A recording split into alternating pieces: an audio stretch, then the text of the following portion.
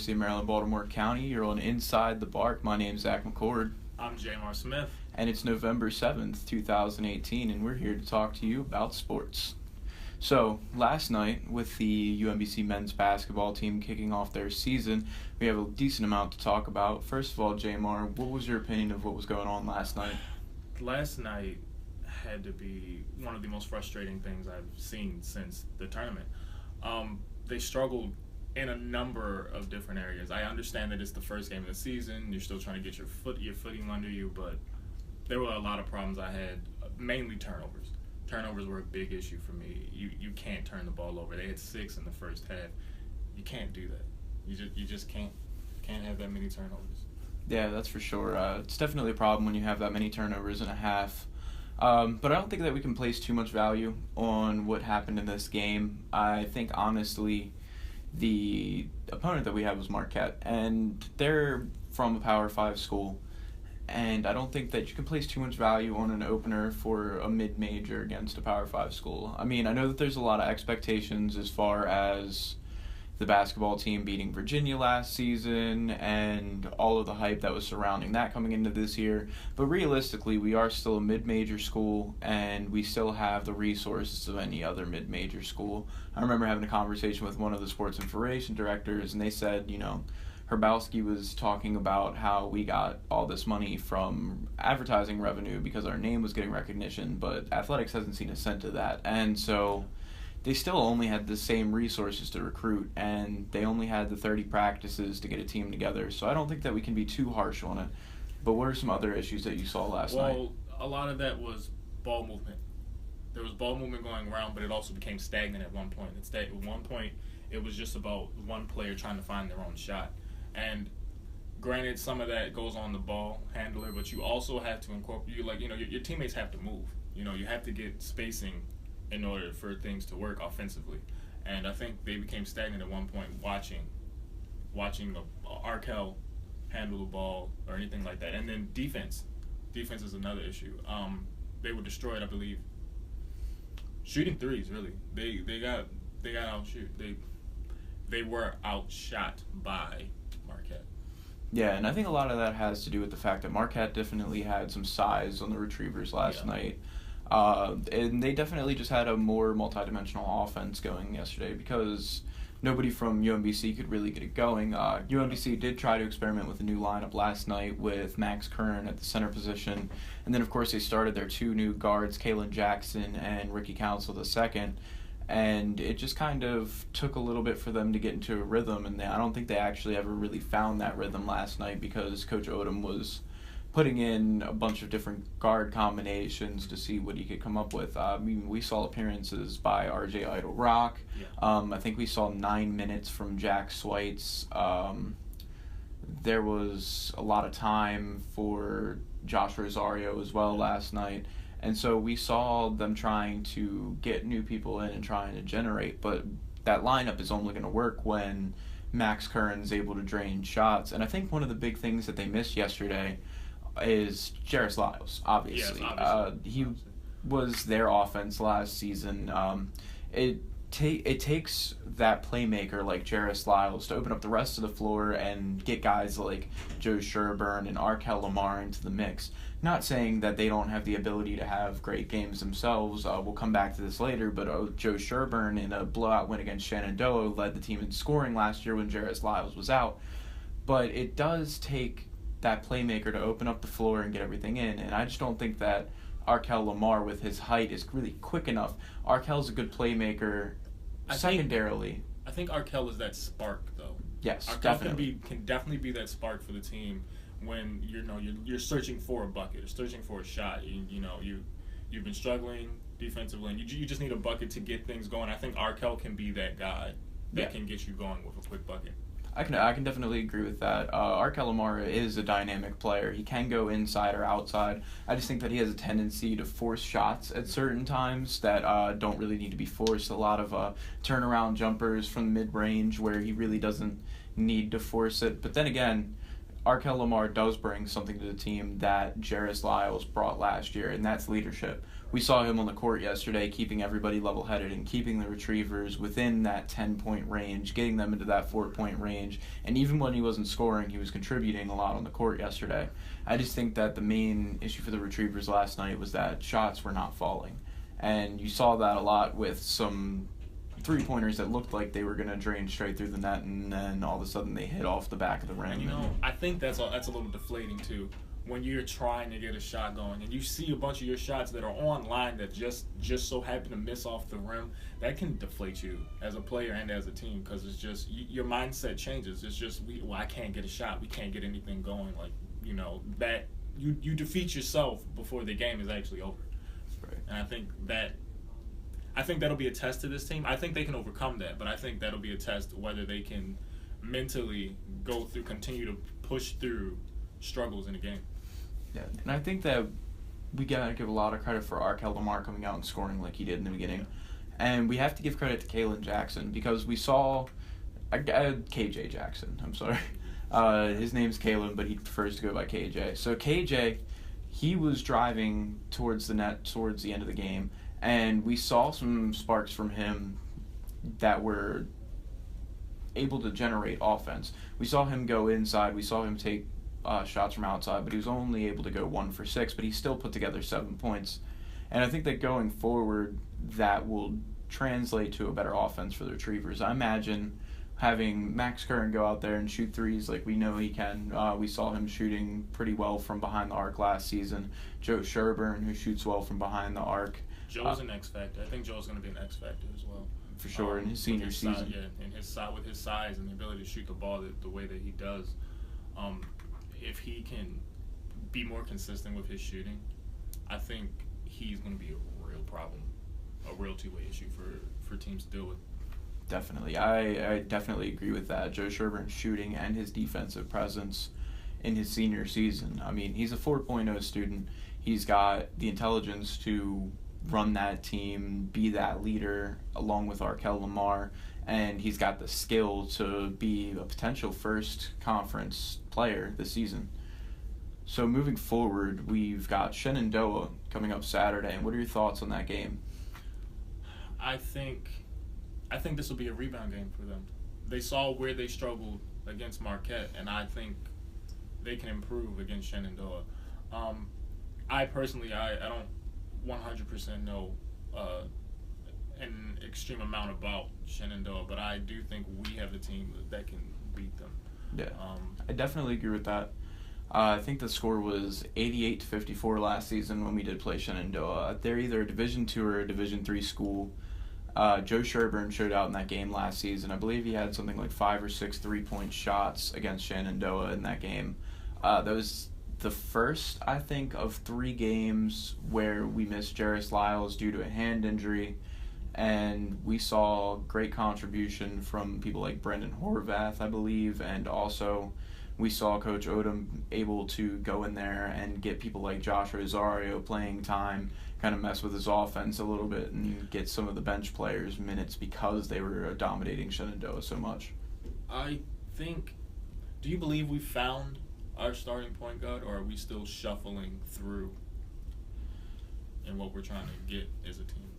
I believe that KJ Jackson is going to be our starting point guard for the duration of the season. I think that his ball handling abilities combined with the fact that he scored 25.8 points per game last season for Temple College in the junior college league, it speaks for itself. He can shoot the ball, and it doesn't matter if it's in junior college. For some cases, junior college schools are better than some D2 schools and some of the lower half D1 schools. So I think that KJ Jackson has a leash that might be a little bit longer than someone like Ricky Council II, who didn't see much playing time in his experience at Providence. And Ricky Council also had a full year at UMBC to matriculate into Coach Ryan Odom's offense. But from what we saw last night, he was 0 for 3 from behind the arc, and he was, I believe, 0 for 4 overall shooting and only got 11 minutes. So I think that we have our point guard, and the real question mark is the shooting guard. But with the likes of Jose Placer, I think that's how you pronounce it, Placer, Placer, with the likes of him lurking on the bench, he's an experienced international player, and he's somebody who can shoot the three ball, someone who can go inside, somebody who can move the ball around. With him lurking on the bench, I don't think that anyone is particularly safe in a starting spot, because he could definitely come up big for these Retrievers this season and be an all-rookie, all-conference type player. Well, that answered my question thoroughly. What are your thoughts on the guard situation? I don't know yet. I don't know. KJ probably will be the starting point, but I don't know. I've seen the way he commands the ball, not in terms of he always wants the ball, but just how he moves with the ball, and it's very fluent. I just think his vision can get a little bit more work. He missed a couple open players driving to the basket. Like I said, I haven't fully indulged myself, and that's mainly because it's been one of those days. But I think the guard play it's like you said, it's going to be dependent on the shooting guard. And if the point guard, KJ, can create shots and open spots, then I think the shooting guards can take advantage of it, whether it be a three, whether it be a pull-up two, or even if, we get a place where they can cut to the basket and we can get a foul. Any way to score, I think that's going to be the key thing for the guards. Last year we struggled, and Jerry has bailed us out a lot of times when we got stagnant. We need to get that going. I think it needs to come from a guard, just because they have the ball in their hands more and they're quicker. Not that our forwards aren't, but it's just that first step. So we'll see how this season goes, and I think Shenandoah will have a clearer picture into what we'll be seeing from our guards for the year. For sure. And I think that we're seeing, in 2 games, we're seeing a dichotomy between the 2 schools that we're playing. Because we're going to Milwaukee to play Marquette. They're a brand new arena. We're facing a Power 5 school. And then we're going to come back home. We're going to play a D2 school. And I think that through these 2 games, we're going to see the worst of the Retrievers, which was last night. And honestly, if that's the worst of the Retrievers, then we have a lot to look forward to this year. Because let's not forget that they lost pretty bad to teams that were in our own conference last season, talking about that Albany game, which was something like 40 points last season.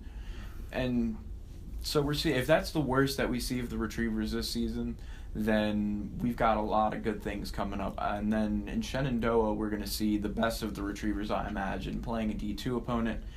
Coach Ryan Odom's not going to let up on the gas. I mean, they played a junior college opponent on New Year's last year, on the 31st, in Centenary, New Jersey, and he had his starting 5 playing the minutes that they would normally play.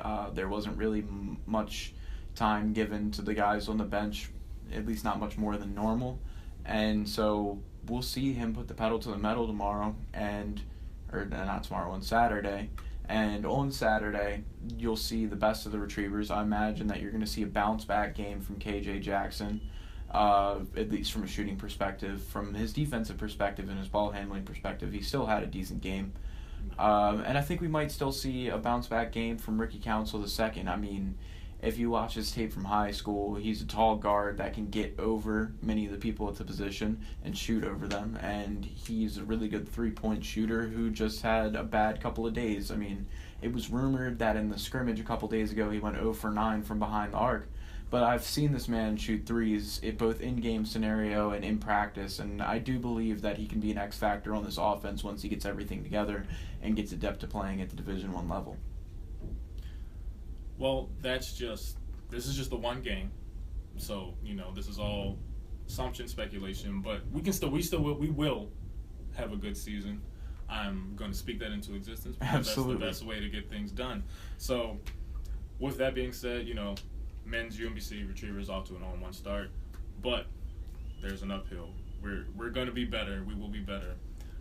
I want to switch to the women's basketball team. All right, sounds good to me. Last night was one of the best games I've seen them play. And it's the first game of the season. They beat, who was it? It was Gettysburg last night. Yeah. They they handled Gettysburg. I'll say that. It was close in the first quarter, 14-18, I believe, was the score in the first quarter, and then they put the pedal to the metal on them. It was still close by halftime, but that second half, that third quarter, is when you really started to see the Retrievers really crank it up on them, and I mean that in the defensively. They forced how many steals? I believe at least 12 steals. I believe. I could be wrong, but I believe it was about that much. They clogged the paint the entire time. There was no clear entry pass to the paint. Double teams coming left and right, and that caused a number of turnovers. And then offensively, the guards couldn't be stopped. They couldn't be stopped getting into the paint. They couldn't be stopped penetrating. It was wonderful to see. I really enjoyed it. I will tell you 2 names to look out for. Janaea Summers, who scored a double-double last night with 22 points and 10 rebounds. And Tasia Oliver. And the reason I say Tasia Oliver is because while she didn't do much in that first half, in that second half, she got to the cup 3 straight times, getting tough layups to go. And that kind of thing can really boost your confidence as a player. And it really shows out to your teammates that you're willing to go that extra mile to get a win. And she did that. I have the utmost confidence in her as well as Summers to help propel this team to new heights that it hasn't seen in a couple years. Right, and the team last night, that was 16 overall steals, which is an impressive showing. I mean, they were just picking off the ball in the paint every single time Gettysburg was trying to feed it down there. It seemed like somebody had a hand on the ball, and that the ball was going the other way. And also, to your point, Tasia Oliver last night, only 13 points. I mean, but 6 rebounds, 6 steals. All I mean, over the place, man. you could argue that she was the MVP for last night because UMBC was struggling to get the ball both from the outside and in the inside a little bit. I believe they made, 2 threes? 1 3? I think that 3 points. There was one 3-point made. I know the first one didn't come till the fourth quarter. One 3-point made in the fourth quarter with a couple minutes left by sophomore guard Kristen Techlitz. Yep. And Techlitz even missed a couple before that. But overall, they were 0 for 1, 2, 3, 4, 5, 6, 7, 8, 9, 10, 11, 12 besides that one 3-point made by Kristen Techlitz. So that was a little bit of an issue. It was one of their strengths last season. It was interesting to see the choice by Coach Phil Stern. 2 people who got a lot of minutes last season were Techlitz and Jen Gast. And we didn't see either of them come in until I believe the second half. And Jen Gast only played looks like 3 minutes last night. Yeah. So Phil Stern is animate about remaking this team the way that he believes is going to get wins. It doesn't look like he's, a lot of coaches will give their returning players preference over his freshmen, but he played a lot of his freshmen last night without regard to that, and I can respect it. He's going with what he believes is his best lineup, but I don't see how it can be his best lineup without Techlitz from the perimeter. I mean, she's one of the best 3-point shooters that I've seen, at least at UMBC. I will say this. I like what I saw from last night. I think the bigs are going to be very key in this one because we are, and correct me if I'm wrong, I think we've gotten bigger since last season. Maybe. I feel like we have. It really depends because you had a non-traditional big in Sims last season. Sims could knock anyone around in the paint. She was an absolute monster as far as driving to the bucket and just bullying everyone down there. Jen Gast she's a tall player and she's really good on the inside, especially on defense. She can get up there and block a shot when she needs to. And yesterday, the guards Summers and Fisher. The forwards Summers and Fisher. Summers isn't really that big of a guard. she's definitely strong inside the paint, and she can go up there and make layups, and she can get in someone's face and block a shot. But, I don't think that they've gotten bigger as far as who they're playing, but maybe as in some of the heights on the roster, maybe a little bit bigger. I think they're playing bigger at the guard position, but I definitely wouldn't say overall without Sims, I don't think you can say that they're bigger because they don't have that real bully down in the paint like they used to. I don't know. I feel like Costa can be that. Oh, yeah, for sure. I think she can be that, definitely. I think we have quicker players, and what I mean by that is the first step. There was a couple times where this was Summers, I believe, who did this. She had a nice turnaround jumper. Right, that was the play of the game last night, I believe. She had a nice turnaround jumper, and I think certain shots like that, and that was bully ball. She played bully ball with them, got into her spot, and hit the nice turnaround shot. I think they've done a lot more in conditioning. I think that's played a big role, at least just for this one particular game. Even though Gettysburg is a D3 school, it shows a lot that they've really put in the work to get to this point, because we had 7 offensive rebounds. Those turn into easier points from offensive rebounding. And I think all of that's going to play a role in it. And I think Costa will be a big part of that, because Costa can shoot too. It might not be from the outside, but Costa has a nice little jumper that she can utilize to keep defenders on their toes. Right, 9 points from Costa last night. And to that point, if I were Phil Stern personally, the lineup that I would have went with last night would have looked a little bit different. I would have used 3 forwards. I think that I would have went Costa, Summers, and Gast last night. And at the guard, I think that Rubio had a good game, and she played 33 minutes, so I'd definitely have Rubio there. But I probably would have had Tecklitz in place of, I'm not really sure how to, Panesi, I think. Yeah. Both Panesi and Fisher went without points last night against a D3 opponent, and I really think that experience could be valued at those positions. And, with Summers, you have a more athletic forward, someone who can really play either the forward or the guard spot, or so it seems. So it would be good to have that two-way player complemented by, a traditional big forward physical presence like Costa, who is really good on defense and who is strong inside the paint.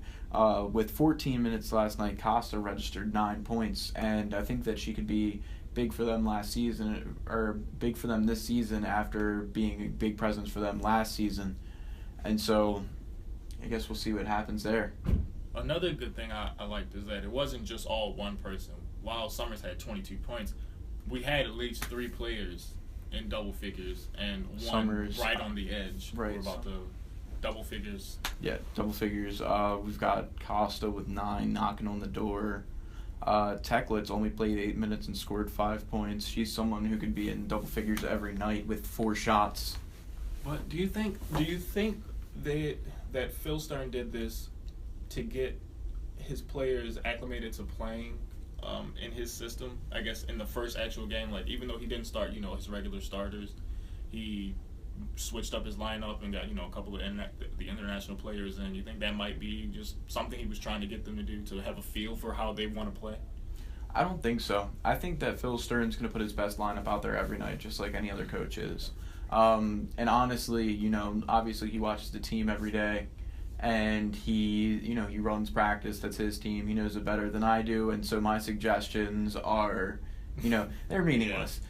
But that's just how I feel from what I've seen. And obviously he's seen these international players play on big stages, and he knows that they're going to perform.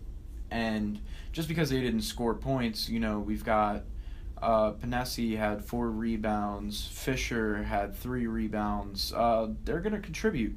And Fisher had a block, a steal, Panesi had a steal. They were doing other things besides scoring points, and just because they're not scoring points doesn't mean that they're contributing. And they've played on big stages, and they could potentially be 2 of the best players, the 2 best players on this team. But we just didn't see that last night. and they could definitely bounce back on Thursday and show us that, we're just two guys that don't know enough to be making lineup decisions. But from my observations, that's just what I would have done. They got a fair amount of fast break points too. Even if the shots that didn't go, they had great looks from fast breaks. And I think this team seems to be a run and gun kind of team. So it's going to be a lot of quick and easy points for them that they get. And what that entails for the defense of your opponents is you get worn out. You get worn out. Whether they make those shots or not, that defense is on the back of their heels every time. Every time they go down court, they have to know that there's a chance that they're going to be running and gunning on them, and it's going to wear them out. And I think that's going to play into the hands later on down the stretch. And I think they surprised us last night, too. I think that we thought that they were going to be pulling a lot of threes last night. I think that we thought that they were going to be playing a lot of skill ball yesterday, and they really surprised us by going inside. Before the game, I remember we were talking about, we didn't think that they were going to have an inside game because it seemed like they were outmatched there physically. But with the changes that Phil Stern made during the game, bringing in Costa and stuff like that, it looks like that their starting lineup, they're not the tallest, but they can go in there and they can be physical and they can beat people who are taller than them. And then he can bring in people like Costa who are going to go in and beat up on them even more. So I think that this team is definitely versatile. And I think that after Eastern, because I know that they're playing Eastern on Thursday, and I believe that's a Division II school. And so after Eastern, we're going to see this weekend with them playing in the Seton Hall Classic, I believe. In New Jersey. Yeah, and I think that we're going to see what they're really made of during those two games. And these two games at the beginning of the season against Division II and III opponents are really giving them a chance to meld together and show Coach Stern what he really wants to do. This will be a good season for them. I have a feeling now I could be speaking just off that first game, which I kind of am. I'm kind of riding high on it as if I played when I didn't. But, I have hope. I want to see them do well. They're a good team, and they have a good coach who can get them to the playoffs and beyond. He's done it before in the past, and he can definitely do it again. Won championships, too. Exactly. He can. It's done before. He can do it again. This is his 17th season.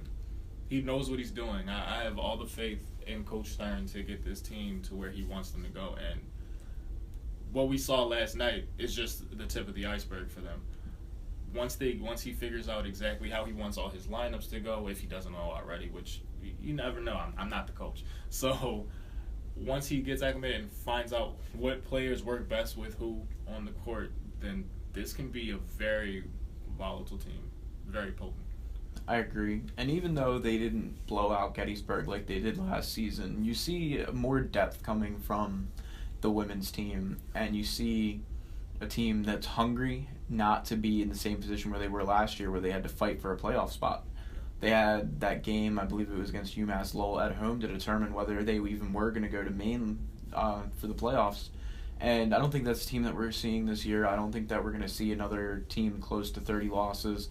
I think that you're going to have either a middle-of-the-pack team or potentially even I could see this Retrievers team being in the top 3 if they can get their international players, their freshmen acclimated, and get everything clicking, because this can be a dynamic offense that will be deadly to any competition that they faced in women's basketball this season. They face Eastern Thursday at 5. So is that a 5 o'clock game? Yeah, that's a 5 o'clock game. Looks like I'm cutting Spanish tomorrow. Sorry, Professor Brock. All right, now we got the Retrievers out of the way. So let's make a switch. Let's talk some pro sports.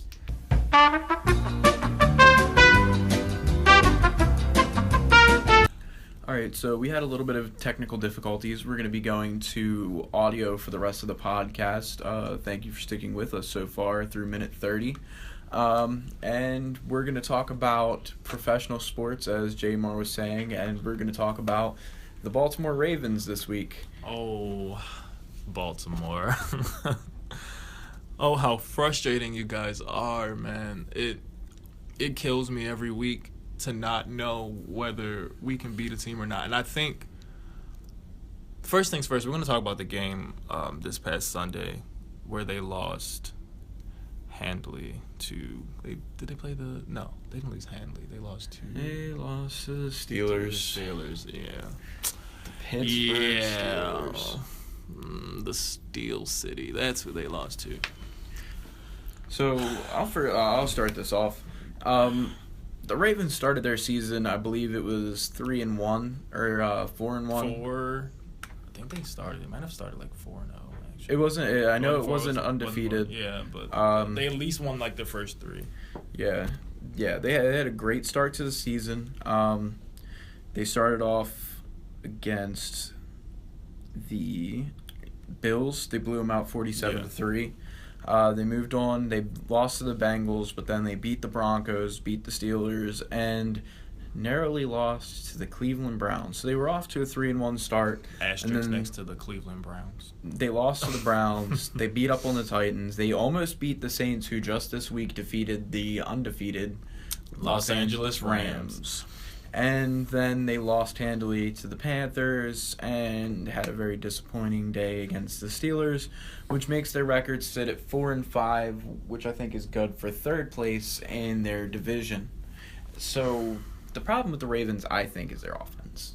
It's always their offense. You can't expect the Baltimore Ravens defense to win them every single game. They kept one of the most potent scoring teams of our generation, the New Orleans Saints, to 24 points, but still couldn't win. We'll give Justin Tucker a pass on his first ever missed field goal kick. Over 200 points from extra points, and that's the first one he's missed. Yeah. And so we'll give him a pass on that, but they still should have won that game easily. That game shouldn't have been that close. I think one of their biggest issues offensively, they can't run the ball.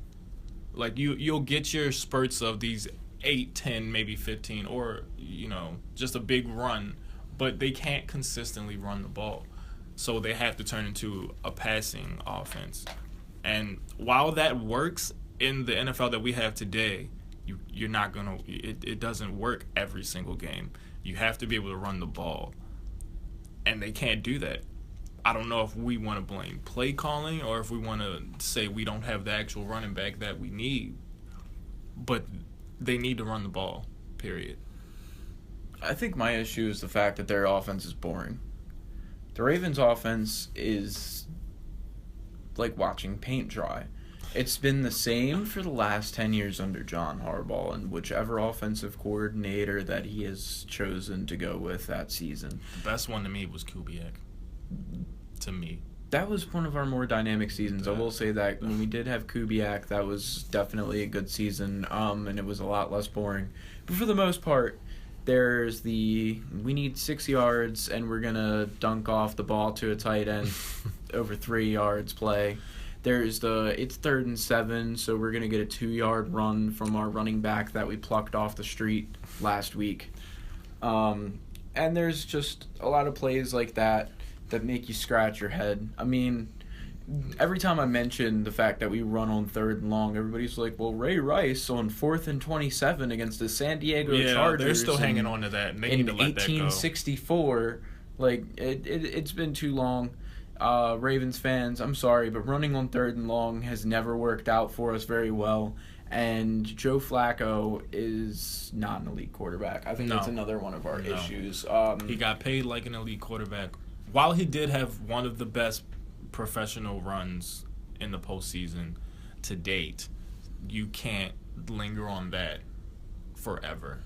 And I think that's what's been happening with the organization and with Joe Flacco, and because he has not lived up to that expectation ever since then. Period. He hasn't lived up to it. And I think another issue is we're not using the receivers the right way. We keep trying to make Michael Crabtree a deep receiver, a deep threat receiver. That's not him. He's possession. He's not like, I'm not saying he can't go deep and get go up and get a deep ball, because he can. He has the size and the ability to do so. But that's not him. If you want to do that, you want to get a deep play, a deep threat. Send John Brown deep. That's your speedy receiver. Send him deep. Put Willie Snead in the slot, keep him where he is, and have him run, curls, screens, those kind of things. All those things play to his strength. And we saw that when he played for the Saints. They kept him in the slot. They had him do little hitch routes, curls, all different small routes that were either not, I don't want to say necessarily close to the quarterback, but where he was able to get into an open spot to make a play. Snead has that ability to get yards after catch. He has that ability. He can make people miss and get big plays off of a 7-yard catch. And I think they need to play to those strengths instead of trying to force the ball downfield with Crabtree. That's been a problem all season. Crabtree's hands are not the best hands in the NFL, and everyone knows this. I think we've been missing Anquan Bolden for 6 years now. Yep. He was that guy that could go up and get it and had speed. The Ravens should have offered Dez Bryant a multiple-year contract this offseason, and Dez Bryant could have been a downfield threat for them, I imagine. They did. They only offered him a 1-year deal. Oh, okay. Oh, that's right. And I have it twisted? Did he only want a 1-year deal and the Ravens offered him a few? Yeah. Okay.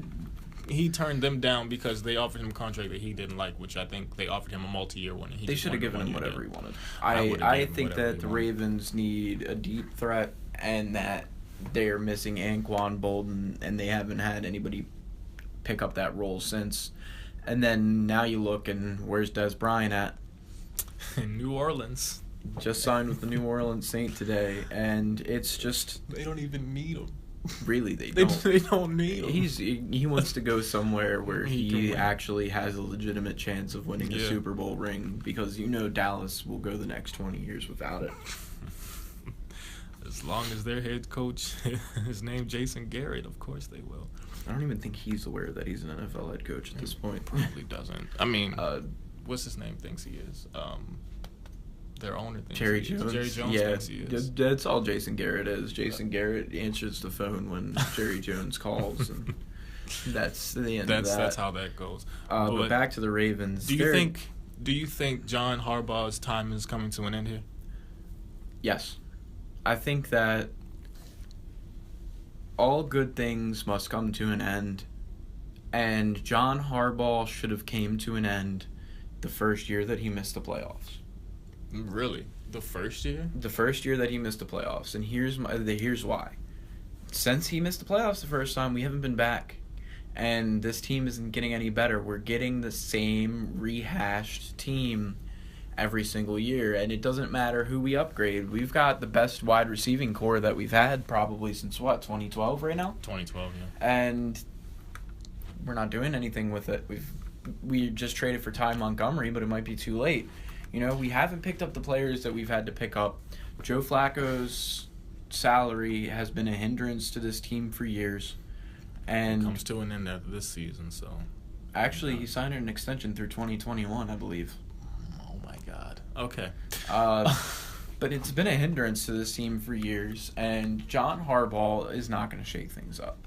John Harbaugh is a great coach, but I think that he needs a change of scenery, and the Ravens need a change of scenery as well.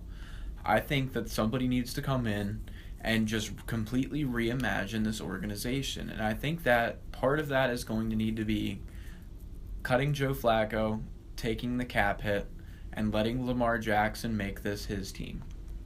I think that Lamar Jackson is the future of Baltimore, Joe Flacco is the past, and if we want to win another Super Bowl in the next decade, it's time. You know what?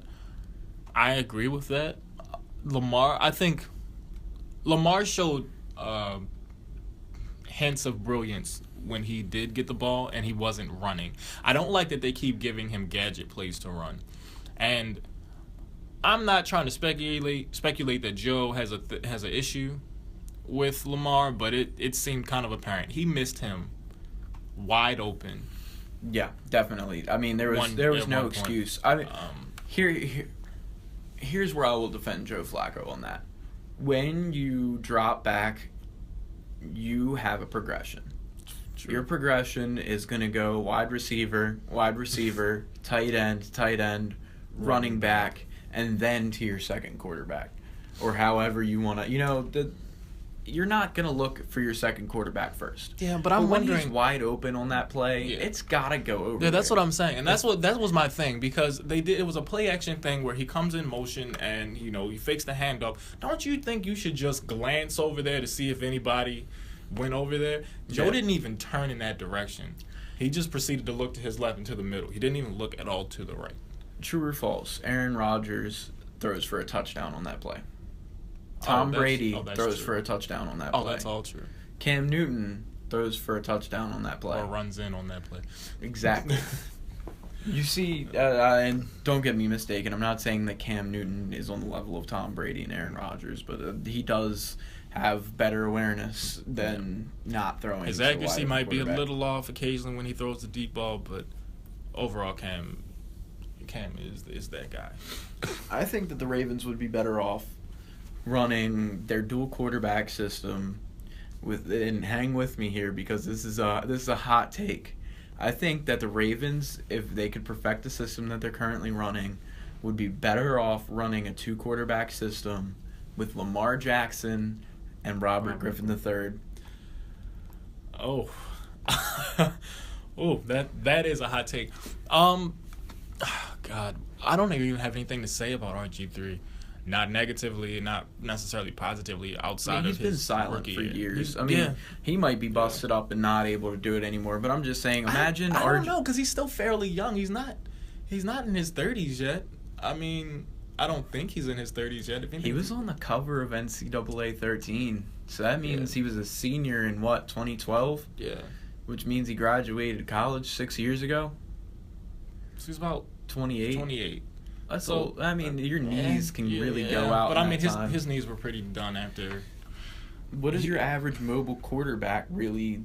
How long do they stay in the NFL? Kaepernick didn't stay long, although we will say that Kaepernick is a completely different story. Yeah. But I will say that Kaepernick was on the decline when he went down, but he's still a better quarterback than 99% of second-string quarterbacks. Well, if we want to think about longevity in terms of scrambling quarterbacks, I would say look at Randall Cunningham.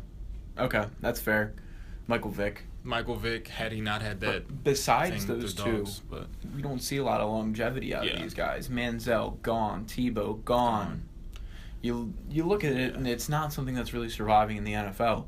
And so are the Ravens creating a way for mobile quarterbacks to survive in the NFL by having Lamar Jackson play a second, a second fiddle to Joe Flacco? Or is Lamar Jackson going to take over as a full-time quarterback? I think he can and he will. I just think he has to improve his accuracy at times.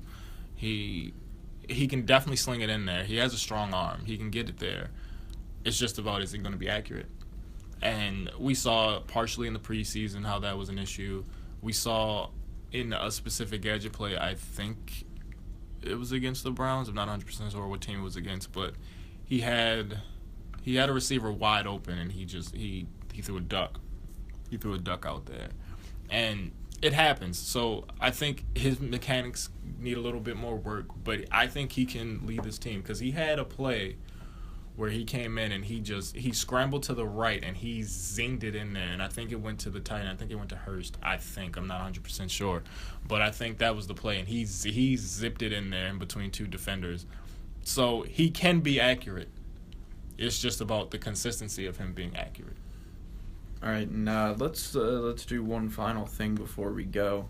Ravens versus Bengals this Sunday. If the Ravens lose, is their season over? Yes.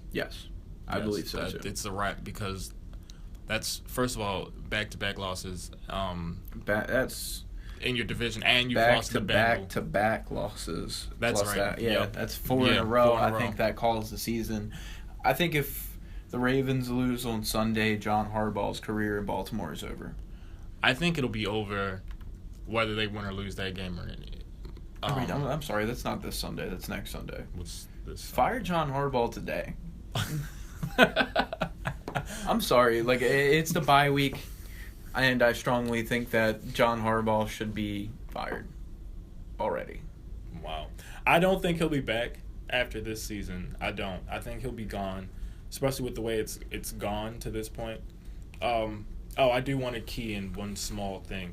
That secondary's got to be fixed. Oh, yeah. Secondary. Jimmy Smith is not looking like the cornerback that he used to. Brandon Carr is getting burnt all over the place.